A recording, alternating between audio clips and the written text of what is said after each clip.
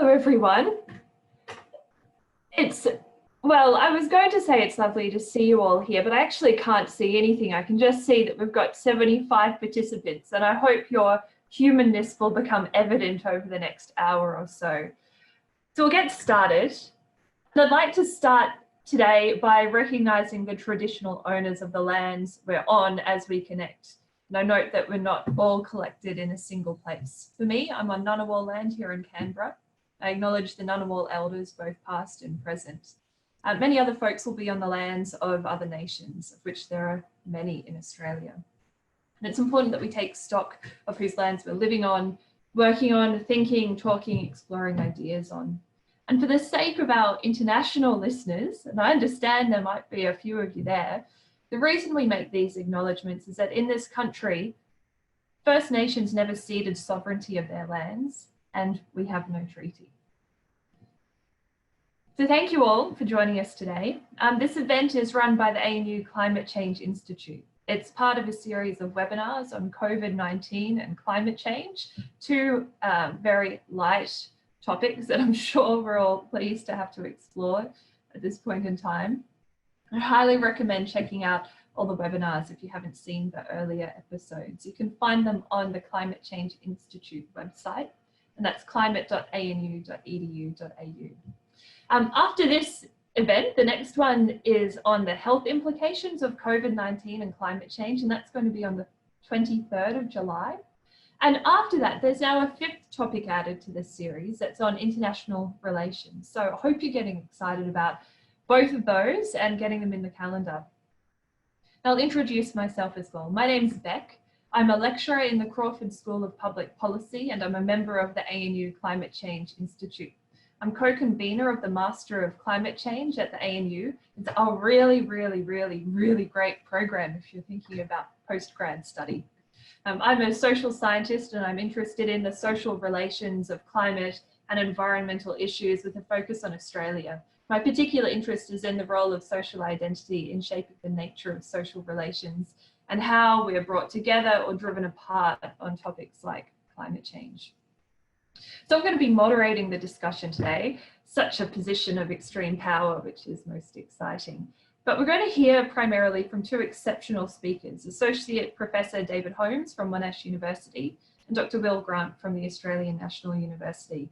After we hear from them, we'll dive into some Q&A and discussion. So I'll introduce both David and Will before they make their contributions. We'll start with David. But I want to ask you to share your questions with us as we go. So from about 1/2 the hour, we should be shifting into Q&A mode.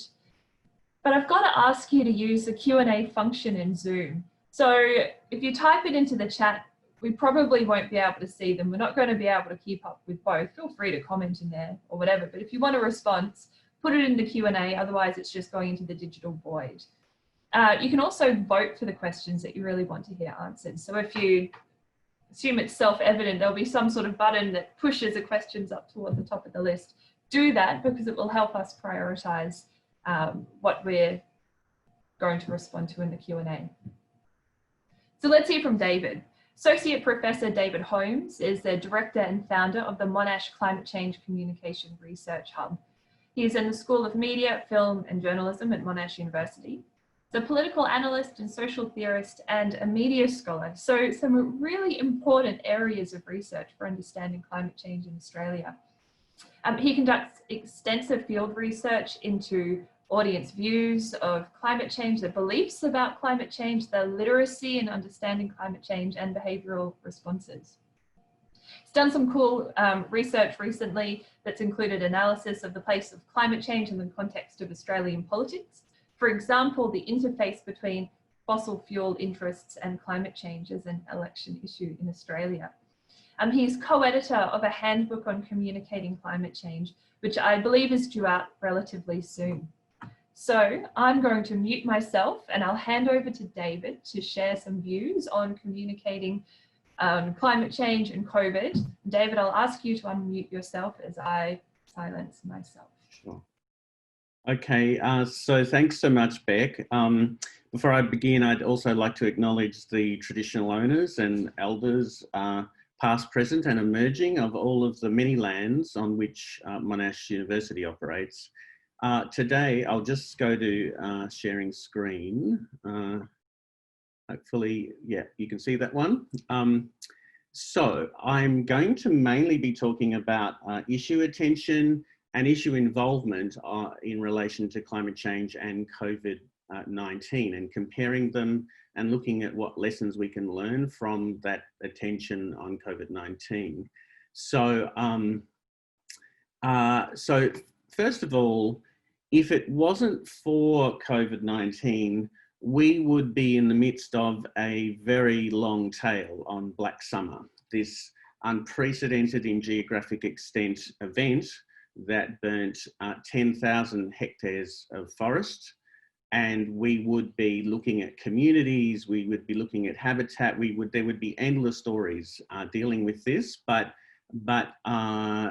really COVID-19 has taken, you know, the oxygen out of all of those stories, and as it has a lot of other stories, such, you know, because there's a lot of newsworthy stories around climate that we've seen just in the last 6 months, such as the bleaching event. So I've just put up some few images of the fires, the bleaching events in the Great Barrier Reef that happened in March and April, which was the third mass bleaching event in 5 years, 25% of the reef experiencing severe bleaching. And you still have temperature anomalies in the Northern Hemisphere, looking globally now, that are off the scale, with only 2 weeks ago, a record broken in the Arctic Circle in the city of Verkhoyansk of 38 degrees Celsius just in the last 2 weeks. And of course, May was the warmest May on record. And bear in mind, this was at a time when, you know, really the COVID was peaking in terms of, you know, at least media attention on, you know, people's attention to, you know, what will be the magnitude of COVID-19 on a global scale. But on the same month that was happening, you had, you know, the warmest May, which barely got any media attention at all. Meanwhile, with COVID-19, you had this sort of obsession with numbers, really, which you could also have an obsession with about climate change. There's a lot of numbers in climate change, but what was happening with COVID-19 and the numbers, you know, there's a daily serial update on like nationally, internationally, number of infections, hospitalizations, intensive care, and of course, deaths. So, you know, you'd find on many news sites, you know, the top, you know, 15 to 20 articles would all be about COVID pushing climate change out of the news cycle. Okay, so one explanation of this, of course, is that whilst you can build in a lot of statistics and figures and numbers with climate change, you know, studies that have been done on the psychology of climate change show that there's all kinds of psychologies of distance around climate change, including hypothetical distance, uncertainty around climate change, physical distance. We see, you know, things happening in other parts of the world, think that's terrible, but it's not really going to happen to us. Temporal distance, where, you know, we see things as very far off, things like linear trends like sea level rise, and of course social distance. The phenomena that you find now with climate change, particularly in social settings where there is strong climate denial, where you get what's called, what Janet Swim at Penn State calls pluralistic ignorance, which is this phenomena that that whilst most people say they're concerned about climate change, that same group believes that you know, not many other people are as concerned about climate change. So you get this perception gap around climate change. as far as health frames, I think the attention given to COVID is that it's about individual bodies. The virus, actually, becomes personal in that it invades your body. It makes it dangerous to participate in human interaction. Whereas, once again, with that sort of distance with climate change, the impacts are much broader. They're on the environment, that humans and all species are connected with, and so instead of making it dangerous to participate in human interaction, it's actually human activity that is the problem. As we've seen, with the fact that there are now some limited stories showing that emissions have actually gone down. CO2 emissions have gone down during the COVID period so far. However, whilst issue attention, there's been this great difference in issue attention, issue involvement, according to a study by the Center for Climate Change Communication in the US, is actually still quite high. And so in one of their longitudinal studies that they do every 6 months, Climate Change in the American Mind, from April 2020, they found that that in this paradox, that in fact public understanding that about anthropogenic global warming had actually reached an all-time high in America in April this year, in the midst of the pandemic. And that that what was paradoxical is that the attention that they were seeing on climate change in the media in the US was at one of its lowest.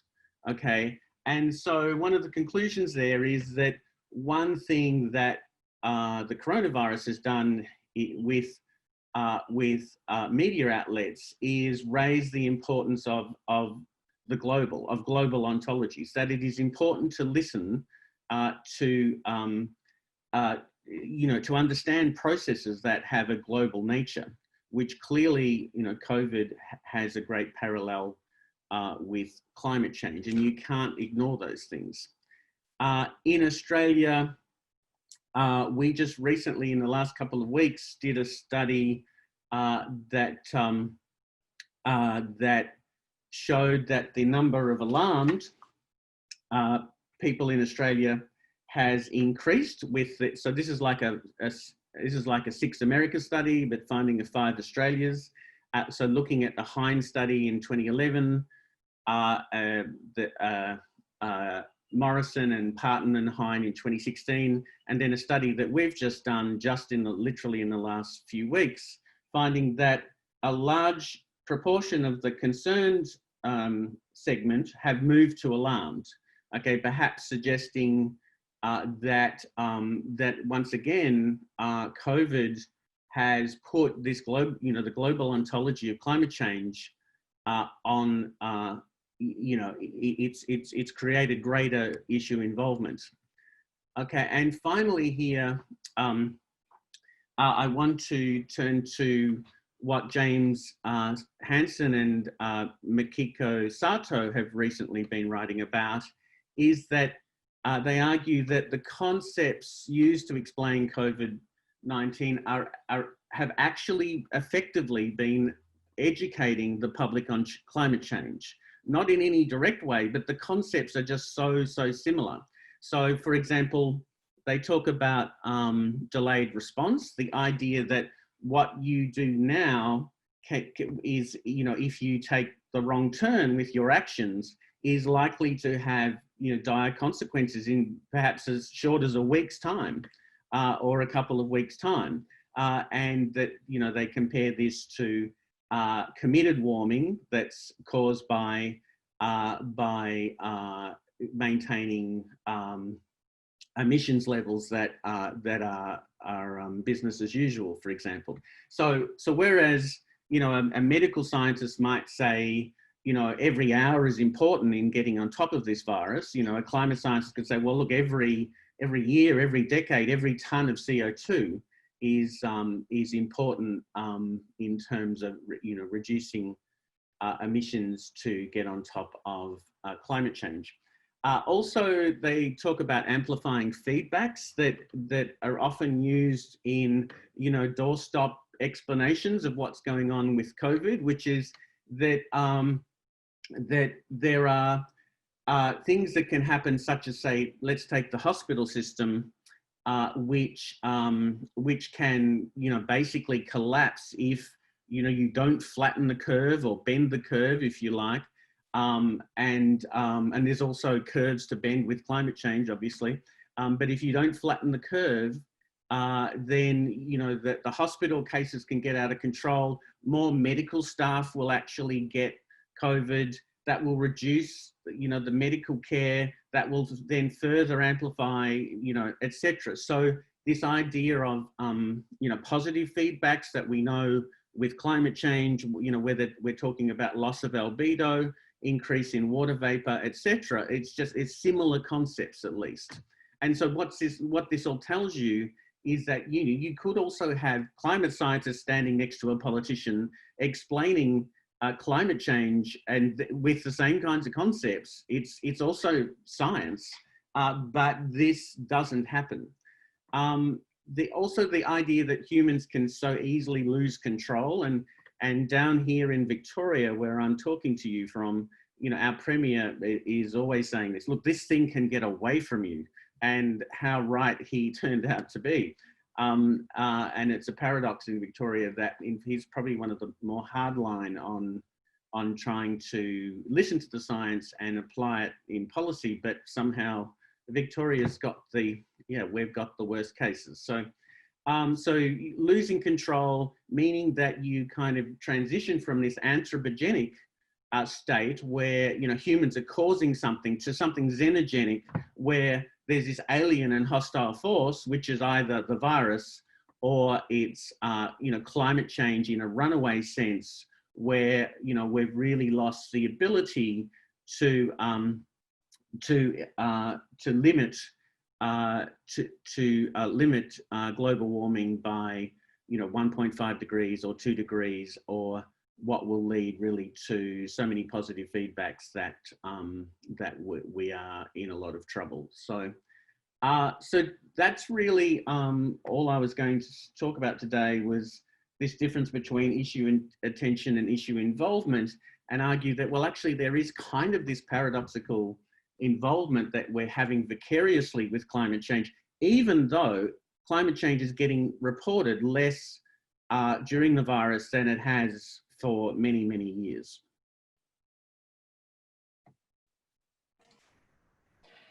Thank you, David. There are some incredible gems there that I hope we'll get to unpack a little bit more in the Q&A.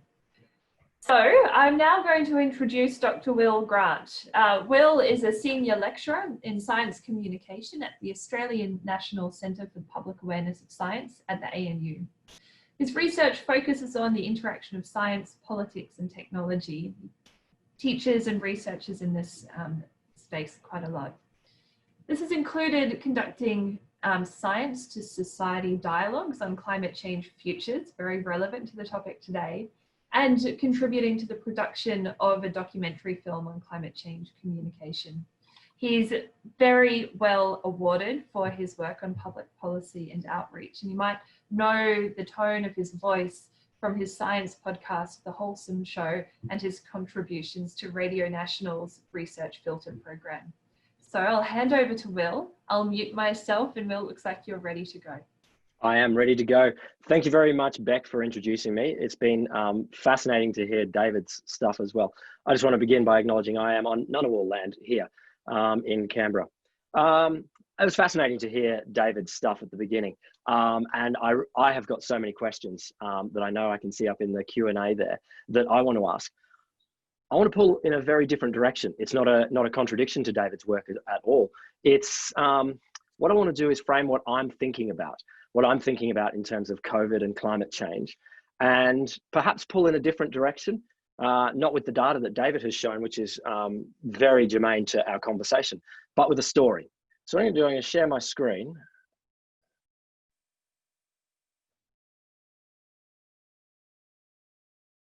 Are you still seeing a big black screen? You should be seeing a big black screen. Excellent.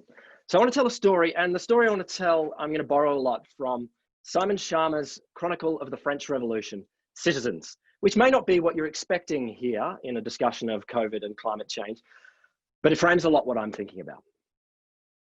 On September 19th, 1783, at around 1 in the afternoon, an enormous taffeta spheroid wobbled its way unsteadily into the sky over the royal palace at Versailles. 60 feet high, the spheroid was painted azure blue and decorated with golden fleur-de-lis. In a basket suspended from its neck were a sheep named Montesul, a duck and a rooster, very French from the 18th century. When a violent gust of wind made a tear near the top of the balloon, there were some fears for the safety of the barnyard aeronauts. All, however, survived the 8-minute flight reasonably well, if a little astonished. Astonishment was not confined to the passengers. As many as 130,000 spectators were said by one account to have witnessed the event, obviously not social distancing. Most reports put the number somewhere around 100,000. These estimates, of course, are numerically meaningless, but it's certain that an immense crowd congregated on the palace courtyard where a special octagonal platform had been erected for the occasion. By 10 in the morning, all the avenues and highways leading to Versailles were chocked with carriage traffic. Armies of pedestrians and sedan chairs struggled to make their way by foot towards the Cour des Ministries. Like pilgrims drawn to a hearsay miracle, they were determined not to miss what was generally agreed to be an epochal event. One might say with Ovid, called one account, that many things will now be done that hitherto have been regarded as impossible. Okay, I'll pause for a second here. You might be thinking, all right, what does this have to do with COVID and climate change? Not to do with giant masses of crowds, although there is something to be said in that. Not to do with the French Revolution, although again, there is something to be said in that. Instead, I keep thinking about this event. I keep thinking about this event as something that happened that changed the way that we think about our spaces and changed the way that we think about what is underpinning all of our political society. So Simon Schama went on to write, the globes aerostatiques were epochal beyond just flight, for they helped reorder the nature of public spectacle in France. In doing so, they generated an audience that was hard to contain within the old regime's sense of decorum. So I want to explore how COVID has reorganized our old regime's sense of decorum. The ascent at Versailles was a major breach of court protocol. The palace had been built around ceremonial control of spectacle, through which the mystique of absolutism was preserved and managed. At its center, of course, both symbolically and architecturally, was the closeted monarch. Access to his person was minutely prescribed by court etiquette. And proximity or distance, audience or dismissal defined the pecking order of the nobility permitted to attend him. The palace exterior facing the town expressed this calculated measurement of space and time by confronting the approaching visitor with a succession of progressively narrowing enclosures, from the stables and the kitchens to the marble court, at the center of which was the king's special bedroom. The visiting ambassador would negotiate a series of pierced barriers or grills, each one admitting a further measure of access. All of this graduated etiquette was swept aside by the apparently innocent spectacle of Montgolfier's balloon. The event, after all, was staged not behind the palace in the park, where it could have been probably more carefully controlled by the Swiss guards, but in the unconfined space of the minister's courtyard. Cordons of soldiers were placed to protect the balloon itself and the king, but no serious attempt was made to restrain numbers or to order them in neat, ordained spaces, generally required by the old regime regulations. Nor was it possible, beyond giving special places to the immediate royal family, to preserve the hierarchies of court seniority and the huge pell-mell throng.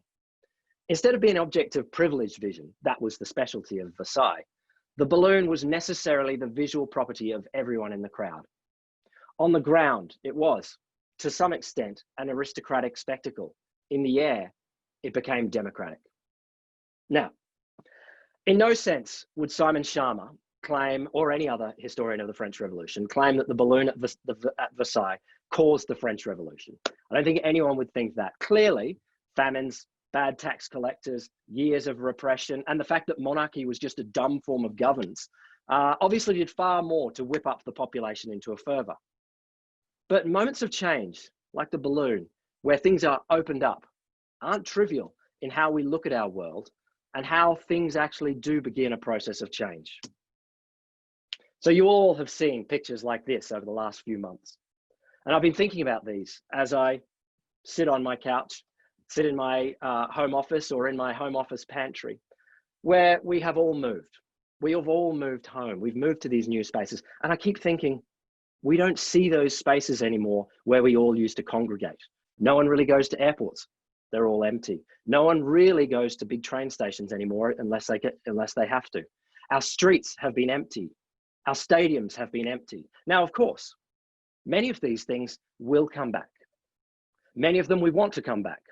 Many of them we don't necessarily want to come back. But in doing all of this, we've all been exposed to a new way of looking at the world, a way where suddenly we think, I don't need to go into the office so much. Maybe I can work at home, and maybe, you know, that Zoom meeting will be 90% as good, but 150% easier. Maybe we all start thinking about travel. We think, oh, I don't need to go to that conference overseas. I can tune in at 3 o'clock in the morning, or I can just skip it because conferences are tedious and boring. All of this has changed, I think, what we accept as normal. But I don't want to say this is what it's going to be.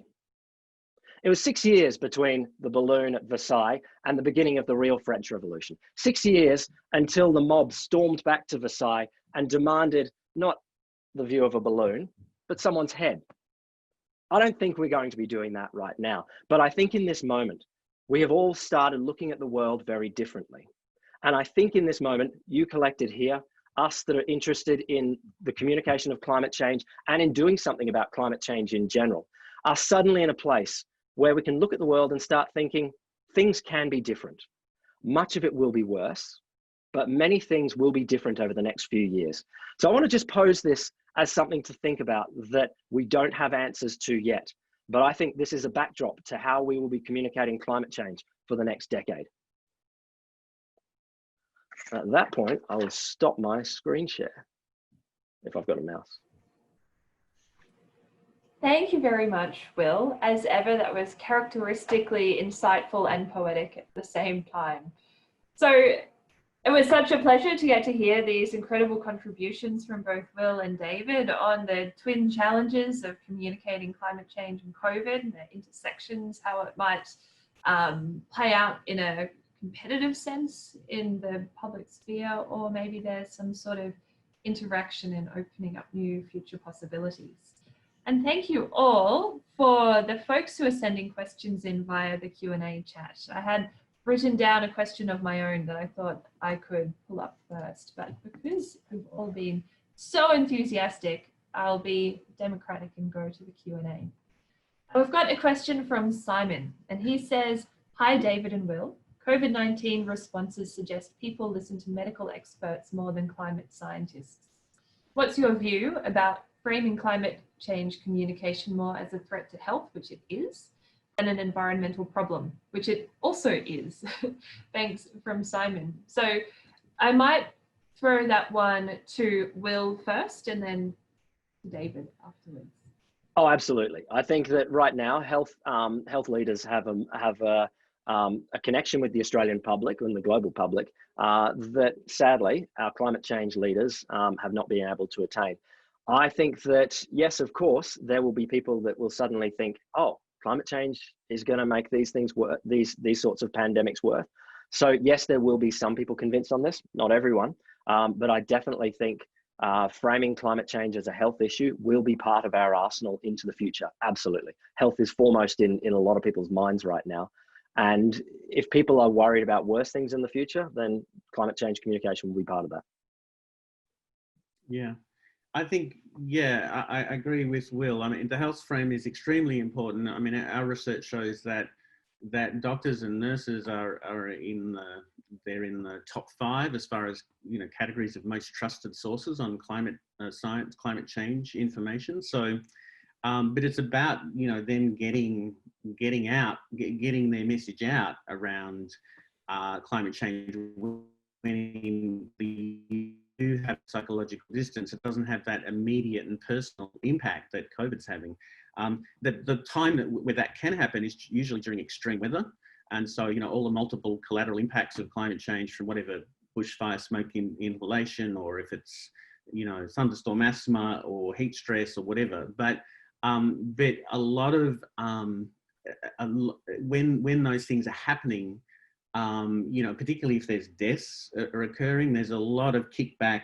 There's a lot of condemnation by columnists who saying, like, now's not the time to talk about climate change because climate change has become, you know, a plaything of the culture wars, and that's the problem. So it's like, you know, how dare you talk about someone could die, and you know, and you're talking about climate change, seriously? So, you know, I think that's a real problem. Probably the best time to communicate climate change is actually in relation to solutions, which is that if you price in health on renewable energy, renewables have actually been cheaper for 20 years. I mean, now renewables are cheaper even if you don't price in health. But if you price in health, so you explain why you have the policy, because it's actually about health, you know, in the medium term, and certainly for future generations. And I think those messages are really important and hard to be condemned by columnists. But still, I think there's a whole lot can be done around the extreme weather space. And, you know, for a start, you have to have attribution coming into that story, where you've got rapid response with attribution studies saying, well, look, you know, these fires, no, climate change never causes one particular event, but it does actually amplify the severity and the frequency of many of them. Thank you both. I'm going to pick up on one of the threads that emerged in David's response and go to a question from Ian. Does the political baggage in quotation marks, related to climate change play into differences between COVID and climate change communication?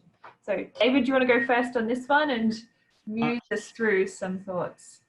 Sure, I've probably got a short answer. So what the big difference is that whereas you can, between COVID and climate change as far as politics, is that whereas you can get up and say how serious COVID is and we have to respond really quickly, you're not offending really any vested interests, okay? Whereas if you get up and say we're going to have to solve climate change, there's a whole lot of vested interests that you are upsetting. That's the difference.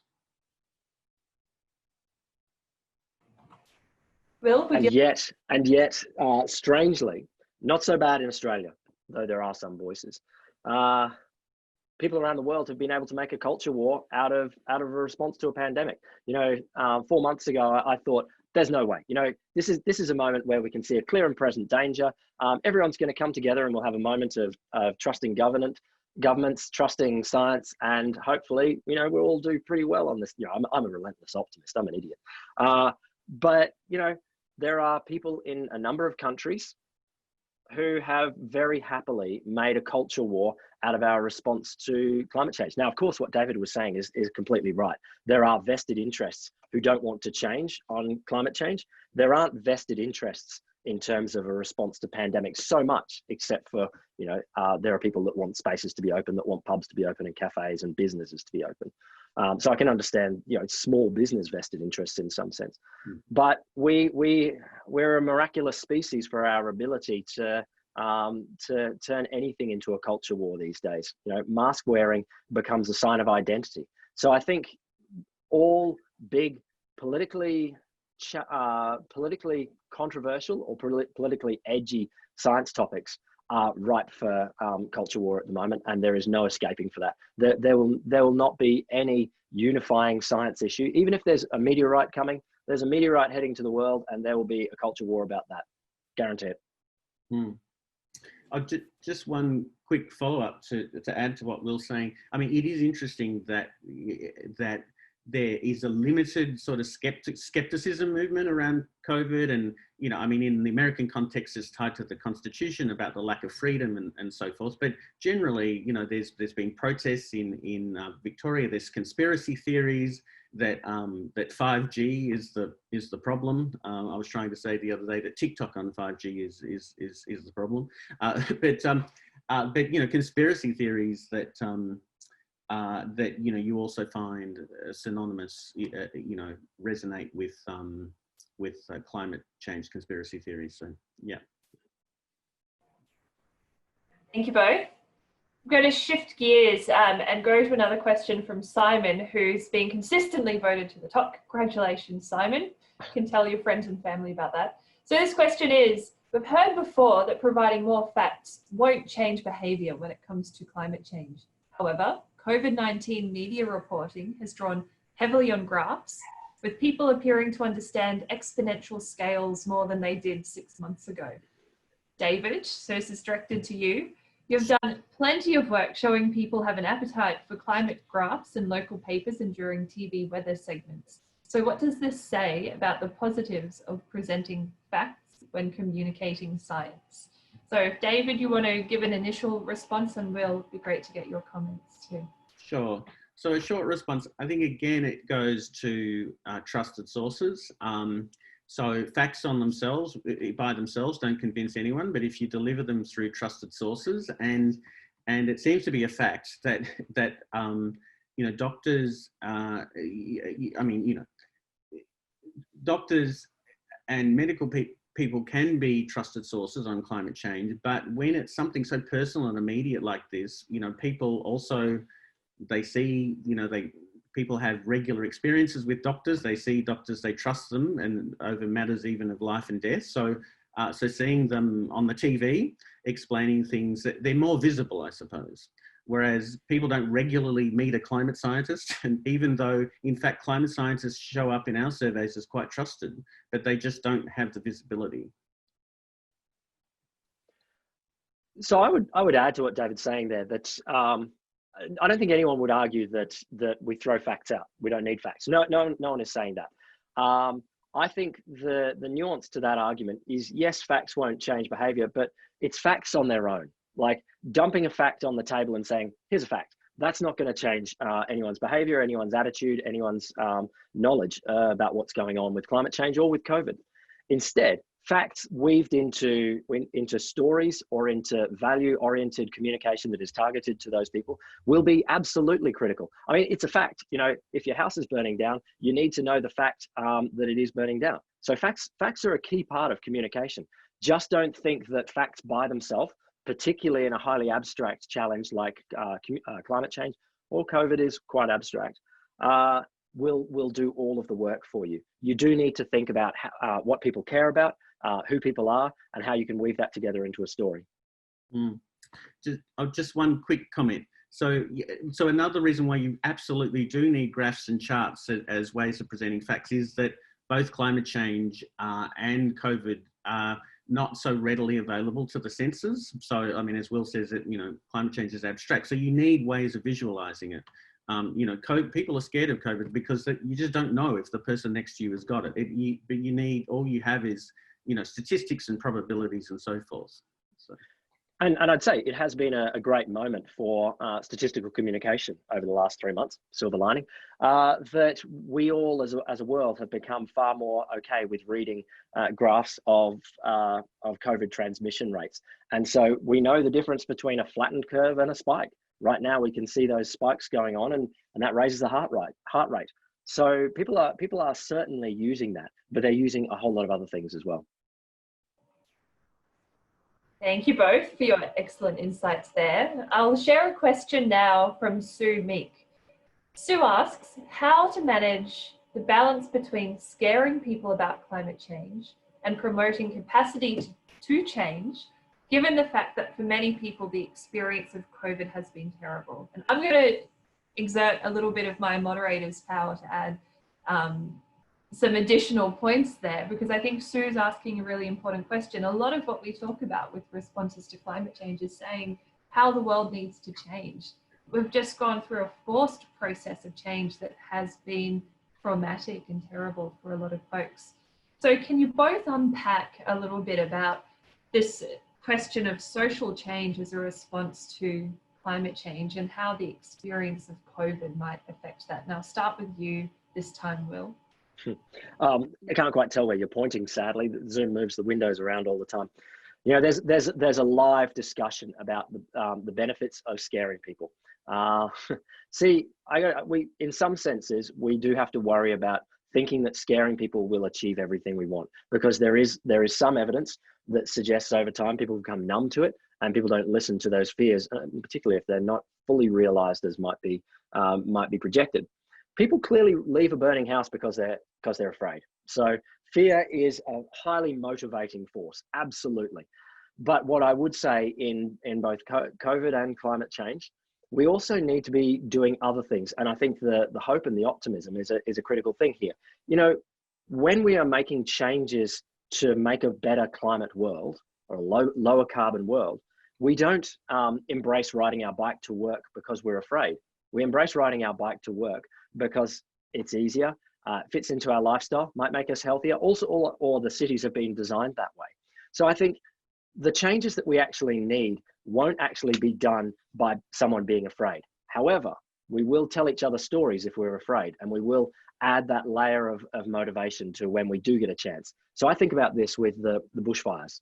You know, the terrible summer, the black summer of bushfires, and I think, wow, that's such a, you know, I'm afraid. I've got friends that, you know, friends and their kids were down on the beaches and that spending overnight, and that must have been terrible. So we can all process that emotion. But then after that, I thought, all right, what more can I concretely do? What more in my house, my life, can I start doing to change my impact? And I needed something concrete. So I'm not changing my diet based on fear. I'm changing my diet because it's something that I can concrete do, and it will actually contribute to other outcomes as well. Mm-hmm. Yeah, I guess my response would be that if anything, COVID can kind of empower people at a political level, that it should embolden people to demand more from politicians who have a responsibility to protect populations. And so they've demonstrated that with COVID by, you know, spending enormous amounts of money. And the empowering part is that for a fraction of the cost that's so far been spent on COVID-19, you could actually solve climate change for a fraction of that cost. And so the bar has been raised for politicians that, you know, like, please, let's do something now. You know, you've shown at least you can try with COVID to, you know, address it in a systematic way as much as you can. We know more about climate change and how to fix it than we know about the virus. So please, let's do something. That is a beautiful segue into the next question I'll put forward. So this comes from Oscar Jones, and it's had the most thumbs up for a little while now since we got rid of Simon, who keeps getting to the top. But can I probe all of the 100+ folks in here? Go and look at the questions and give us an indication of what you want to hear us talk about in the last few minutes. So Oscar asks, leaders in Australia are directly talking about COVID-19, but when it comes to climate change or major environmental issues, our government seems to sweep those issues under the floor or doesn't give an in-depth response or none at all. How is this going to change in Australian government when climate change is so important for us to deal with now? So this is going back to the question of politics and governance and perhaps the role of communication there and that interface between climate change and COVID. Mm-hmm. Do you want to go, David? Sure. Yeah, look, I think, first of all, you know, what's needed here is communication strategies that bridge the gap between impact of a physical reality like climate change and the causes. And that, again, that goes to that, you know, those different kinds of distances, hypothetical and you know, temporal and spatial. And, you know, I think the reason why you need that is because within an electoral cycle, most politicians figure they need to solve COVID, because if they don't, they could be in trouble. I mean, there's already, Dan Andrews is under a lot of pressure now. I saw an interview last night suggesting, you know, should you resign, etc. So as long as politicians think that the committed warming that is happening with climate change, that for which the most dangerous impacts aren't going to show up, you know, way beyond their electoral cycles, then, you know, they're not as inspired to act, you know, to act responsibly on climate change. So if anything, I mean, more science is needed to understand that committed warming is something that, you know, is irreversible. And the atmospheric residence time of CO2 is hundreds of years.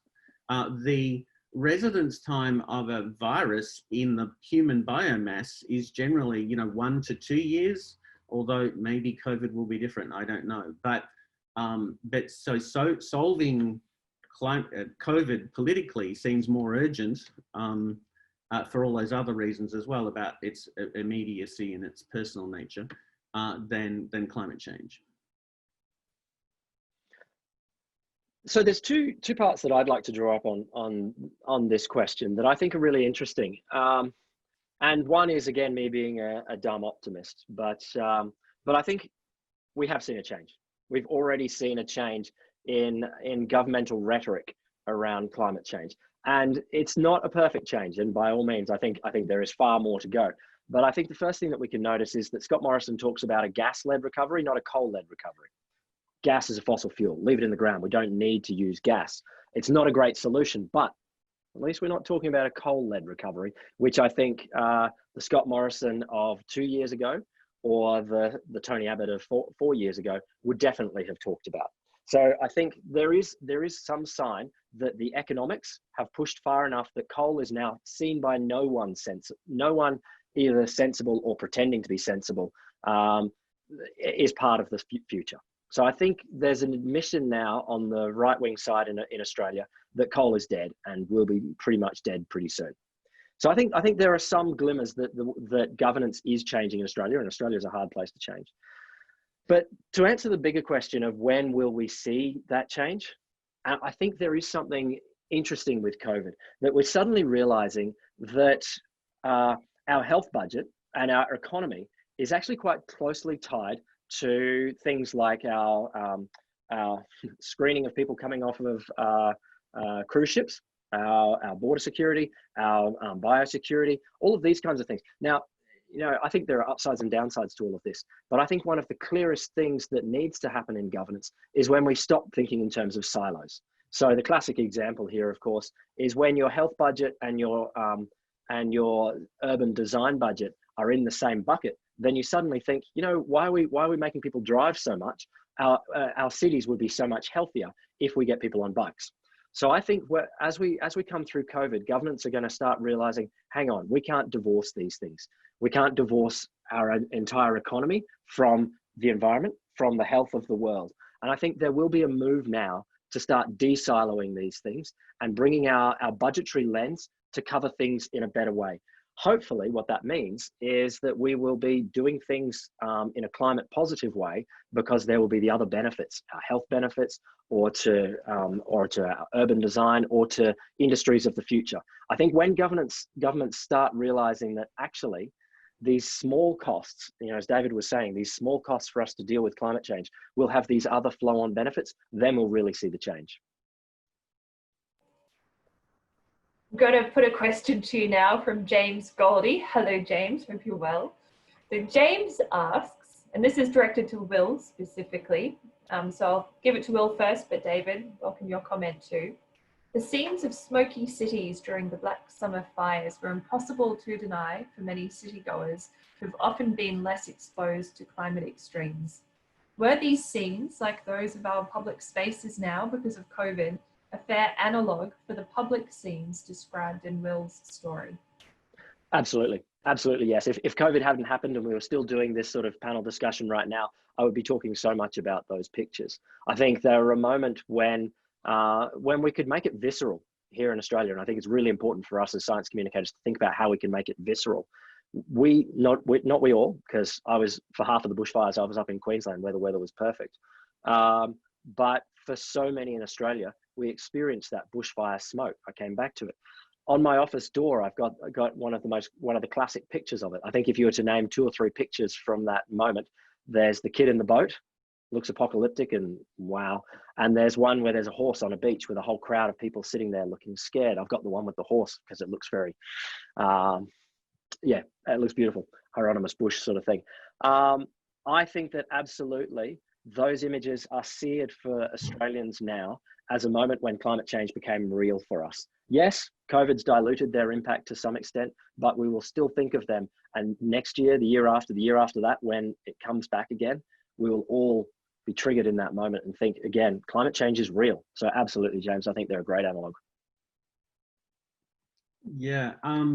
Yeah, I guess my response, my first point would be that Australia is the most urbanised nation on earth, and so with most of us living in large cities of 1 million or 2 million or more, and so yeah, so the Black Summer fires, the extent of the smoke, which reached Canberra, Sydney, Melbourne, Brisbane, it touched so many people. Whereas most climate impacts, and if you're considering, Black Summer is a climate amplified, fire season, most climate impacts, are felt, more greatly by people in regional Australia. So as Will was saying, we're so much more visceral for most of the population, and I think concern for climate change therefore did go up. So a study we did at our research hub showed that whereas Black Saturday in February in 2009,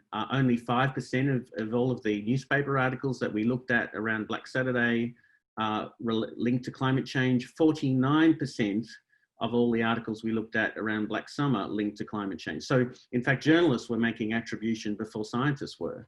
And, this is climate change, like it's here. And then the overseas coverage, looking back at Australia, like this is proof, this is, what more do you need? But I think, the paradox here is CO2 is invisible, but bushfire smoke is not. And in fact, there was a brief period after Tony Abbott got elected in 2013 in September, when climate change coverage around Sydney went up, because there was this bushfire, quite a big early bushfire, that ringed Sydney with smoke. And it was still, there was tabloids talking about the apocalypse and what, and there was a short spike in climate change coverage. But paradoxically, it's only one of the many collateral impacts of climate change.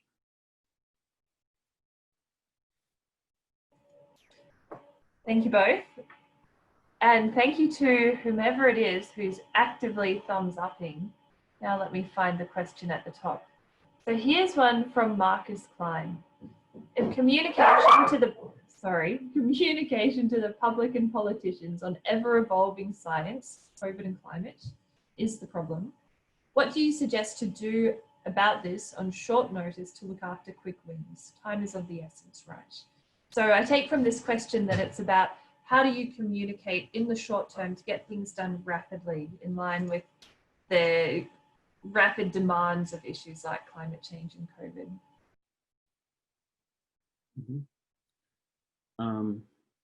Sorry, you go first, David. I keep forgetting to do that now.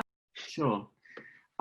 Yeah, I think it's a kind of paradox in that emergency communication doesn't really work on people. That is, what we find in our studies is that emergency communication, climate emergency, for example, is not really a good strategy as a national strategy. You have to have an audience that's already perhaps alarmed or concerned for that to work. That said, is there an emergency? Absolutely, there is with climate, and now there's also one with COVID. There's no really quick way to communicate the science on each that's going to also have a lasting effect. So if you take extreme weather events, studies in the US show that there's a fatigue time of about 2 months. The fatigue time for Black Summer was seen to be much shorter in the sense that, well, historically COVID came along and, what fires? Where do anyone remember the fires? It was just amazing, that it just got pushed off, pushed out of the newspapers and out of any airtime. So, David, could you unpack what you mean by fatigue time for the folks that are listening in? So the time at which that extreme weather event resonates with an audience so much that their concern about climate change is maintained at a high level. So it starts to fall off after a couple of months. So, yeah. But yeah, so it's a difficult, it's this problem that, yeah, these physical realities are urgent issues and require rapid response. But to what extent do those rapid responses just become sort of caught up in news cycles, and they come and they go, and in particular with climate change, I mean, that doesn't come and go. It doesn't come and go. It's here to stay.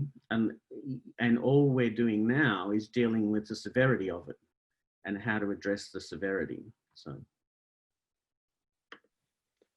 So I would answer that question in a comms 101 sort of way. And I would say, first and foremost, understand your audience, understand your goals. There's no point doing anything if you don't have a good lockdown on that. What are you trying to achieve, and who is it that you're actually attempting to work with? What do they care about? I think once you're doing that, then you're a whole step forward in terms of what you can do. In an emergency situation, of course, you need to keep those rules in mind, but then also think for small, clear, concrete steps that you can take. I think, for example, if we keep talking about we've got to do something about climate change, particularly in as we're responding to COVID, then that's not very easy to do. But as we're responding to COVID, and there is a moment to do a climate positive thing, then do that, and keep an eye on the small, clear, concrete things that can be done, rather than trying to push back to a big picture that is more abstract.